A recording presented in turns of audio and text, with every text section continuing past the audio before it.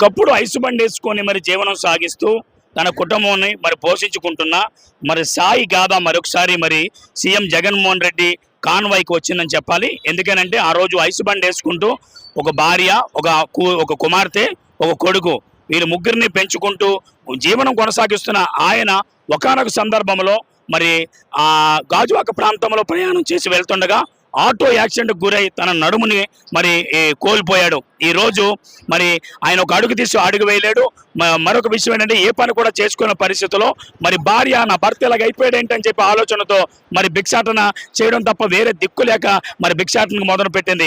ఈ భిక్షాటన మొదలు పెడుతుంటే ఆ నోరు ఈ నోరు రకరకాలుగా మాట్లాడుతుంటే అయ్యో నా భార్యని నేను కష్టపడుతున్నానని చెప్పి ఆయనే ఇంకా నా కుటుంబాన్ని పోషించాలని చెప్పి భిక్షాటనకి మరి దిగారు. ఈరోజు భిక్షాటన తప్ప ఆ రోజు టీడీపీ గవర్నమెంట్లో కానీ ఈ రోజు మరి జగన్మోహన్ రెడ్డి గారు వచ్చిన ఈ గవర్నమెంట్ లో మరి ఏ సాయం కూడా అందలేదని చెప్పి అనేక సార్లు మరి ఎవరైతే వాలంటీర్లు ఉన్నారో వాలంటీర్ని కలవడం జరిగింది. మరి వాలంటీర్లు కూడా తనకు ఏదైతే సాయం చేస్తారని చెప్పారో సహాయాన్ని మరి ఈలోగా చేసే సమయానికి మళ్ళీ ఎలక్షన్లన్నీ పడిపోవడం తప్ప ఏం చేయాలో దిక్కుదోచిన పరిస్థితుల్లో ఈ రోజు మన ఆంధ్రప్రదేశ్ గవర్నమెంట్ సీఎం గారు ఎవరైతే ఉన్నారో జగన్మోహన్ రెడ్డి గారిని కలవడానికి వచ్చిన సాయి మనతో ఉన్నాడు. సాయితో మాట్లాడే ప్రయత్నం చేద్దాం. సాయి, చెప్పండి, ఈ రోజు వరకు మీకు ఏ సాయం అందట్లేదు అంటున్నారు.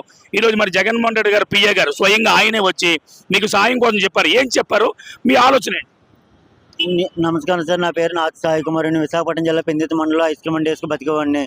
ఇంతకుముందు ఐస్ క్రీమ్ వేసుకు బతికేవాడిని.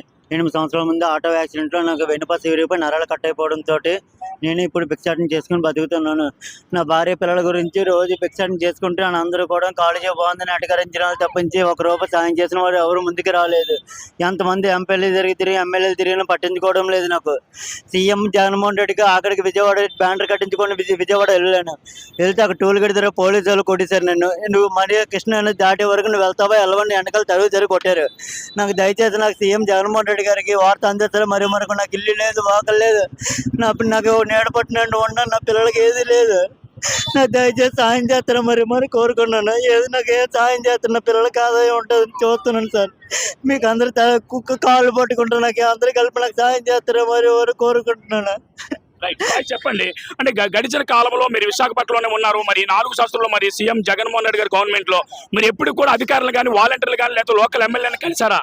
కలిసాను సార్. ఎమ్మెల్యే అధిప్రతిని కలిశాను. తర్వాత నాగిరెడ్డి గారిని ఎమ్మెల్యే నాగిరెడ్డి గారి దగ్గరికి వెళ్ళాను. నా ఎమ్మెల్యే అధిప్రతి దగ్గరికి వెళ్తే నెలకి 2,200 రూపాయలు చెప్పిన ఇస్తాను అని అన్నారు. నెలకి నాకు డబ్బు వద్దు, ధనం వద్దంటే నాకు ఆపరేషన్ చేయించాను సార్. నాకు కాలేజీ బాగుందని అటగారుస్తున్నారు రోడ్ల మీద. నాకు డబ్బు ధనం వస్తే నాకు ఆపరేషన్ చేయించాను సార్. నాకు ఇల్లు లేదు, వాకలు లేదు సార్, దయచేసి సాయం చేయండి అంటే లేదమ్మా నీకు చేయించానని అంటున్నారు తప్పించి ఎప్పుడని కూడా చెప్పడం లేదు. నీడ ఉండడానికి నీడపట్టిన ఇల్లు కూడా లేదు సార్. నాకు నా పిల్లలకి ఆదాయం లేదు, నాకు వచ్చిన ఆదాయం కూడా లేదు సార్. పెద్ద ఒక ఎవరో అర్చసాయి గ్రూప్ లో నా గురించి ఎవరో పెట్టారట. పెడితే వాళ్ళు ఎవరో నాకు ఫోన్ చేసి నీకు ఆపరేషన్ నేను చేయిస్తాను, నువ్వు నాకు అర్జెంటుగా 10,000 రూపాయలు ఫోన్పే చెయ్యి, నీకు 2 లక్షలు ఆపరేషన్ చేయంత, నేను 10,000 నీకు ఫోన్పే చేస్తే ఉన్నోడిని అయితే 10,000 నీకు ఎందుకు ఇవ్వడం, నేనే చేయించుకోనండి ఆపరేషన్ అన్నాను. ఆ నెంబర్ కూడా నేను జాగ్రత్తగా ఉంచుకున్న నెంబర్ మీకు చెప్పమన్నా చెప్తాను. ఆ నెంబర్ కూడా నా దగ్గర ఉంది. ఆ మధ్యలో బ్రోకర్ నెంబర్లు అక్కడ ఉన్నాయి. అర్చసాయి పేరు చెప్పి కూడా కొంతమంది బతుకులు మాలాంటి వాళ్ళు సాయం చేయట్లేదు. మా అకౌంట్ నెంబర్లు వాళ్ళు జాయిన్ చేసుకుని వాళ్ళ నెంబర్లు పెట్టుకుని వాళ్ళ నెంబర్లోకి వేసుకున్నారు తప్పించి మాకు ఎవరో రూపాయి సాయం చేయడం లేదు. ఎవరో collector office CTV reporter Venugopala Rao గారు మా పరిస్థితి అర్థం చేసి మా ఇంటికి వచ్చి చూసుకొని అతను మాకు యాక్సిడెంట్ అయిన కానీ ఆయన మాకు సాయం చేస్తున్నారు తప్పింది మాకు వేరే మనిషి ఎవరో ఒకటి సాయం చేయలేదు వచ్చి. సాయి గారు చెప్పండి, అంటే గడిచిన కాలంలో కూడా మీరు కలెక్టరేట్ ఆశ్రయించారు, కలెక్టర్ గారిని కలిశారు. కలెక్టర్ సచివాలని చెప్పి తప్పించి ఆయన చేసిన ఒక్క లేరు. సచివాలయం అడిగితే బయట చేయించుకుని ఆధార్ కార్డు మ్యాపింగ్ మార్చడానికి నెలకి మేము ఒక కార్డుకి 2,000 అవుతుంది, 4 కార్డులకి 8,000 అవుతుంది. సచివాలయం వచ్చి ఆల్రెడీ డైరెక్టర్ బయటకు చెప్తున్నారు తప్పించి ఇక్కడ చేస్తాం ఒక మాట ఎవరు చెప్పట్లేదు సార్. సచివాలయం కూడా పబ్లిక్ వాలంటీర్లే చెప్తున్నారు మీరు నెలకి ఒక కార్డుకి 2,000 అవుతుంది, బయట ఈ సేవలోకి వెళ్ళి చేయించుకోండి అమ్మా, చేయించుకోకపోతే పని అవుతుంది అంటున్నారు తప్పించి ఇలా మేము చేస్తాం మీరు రండి అని సార్ ఒక మాట లేదు.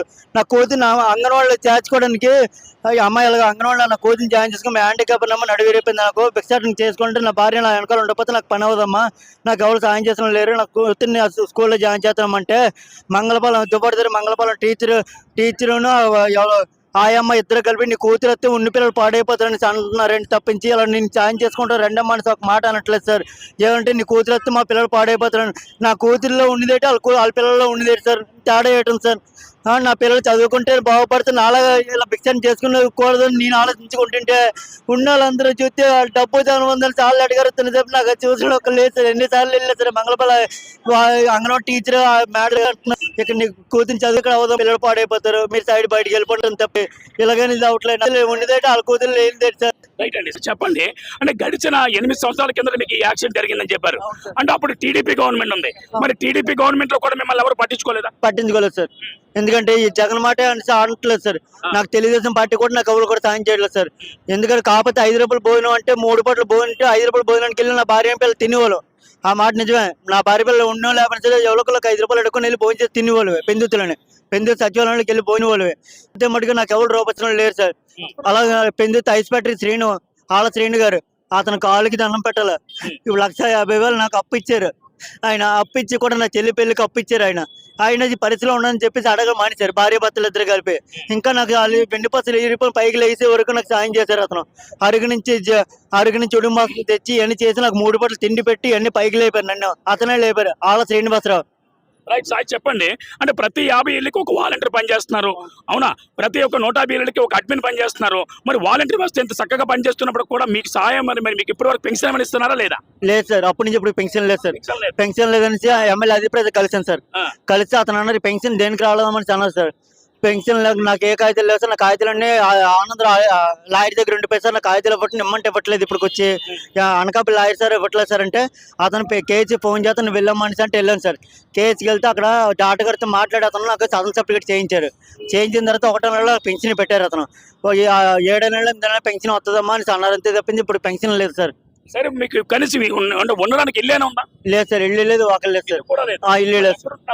ఇప్పుడు అద్దెంట్లో ఉంటున్నాం. అద్దెంట్లో ఉండి భిక్షాటన చేసుకుని బతకాల్సి వస్తుంది సార్. అంతే. రైట్ అండి. ఇప్పుడు యశ్వంత్ గారు, మరి ఎవరైతే సీఎం గారు పిఏ ఉన్నారో యశ్వంత్ గారు మీతో మాట్లాడారు కదా, ఏం హామీ ఇచ్చారు మీకు? నాకు ఇల్లు లేదు సార్, నాకు పింఛన్ లేదు, నా కొడుకు అమ్మోడు లేదు, బతకడానికి దారి లేదు సార్ నాకు అని చెప్పాను సార్. చెప్తే అమ్మ 1 గంటలో మీకు ఫోన్ వస్తుంది, మీకు ఏ పరిష్కారం కావాలో మేము చేస్తాము, చేయకపోతే మటుకు ఈసారి జగన్కు ఓటేయొద్దని చెప్పారు సార్. అది మాట కన్ఫర్మ్ సార్. నేనే మాట్లాడుతున్నాను అన్నమాట. అంటే పని చేస్తేనే ఓటేయమని చెప్పని అంటున్నారు. అవును సార్. రైట్ అండి. ఎందుకంటే జగన్ ఒక మాట సార్, జగన్ సార్ దగ్గరికి అక్కడికి విజయవాడ వెళ్ళిపోవడానికి తాపులు కాస్తాను సార్ పోలీసుల చేత. విజయవాడ కృష్ణానది దగ్గర కొట్టారు కూడా నన్ను. కృష్ణానది దగ్గర సీఏ గారు కొట్టారు, కానిస్టేబుల్ కూడా కొట్టారండి. ఈ పోస్టర్ బ్యానర్ కొట్టి నా భార్య పిల్లలు బ్యానర్ పట్టుకుని నేను కృష్ణానది వరకు వెళ్ళాను. తాడేపల్లి టోల్ గేట్ దగ్గర కాసాను. ఇంటికి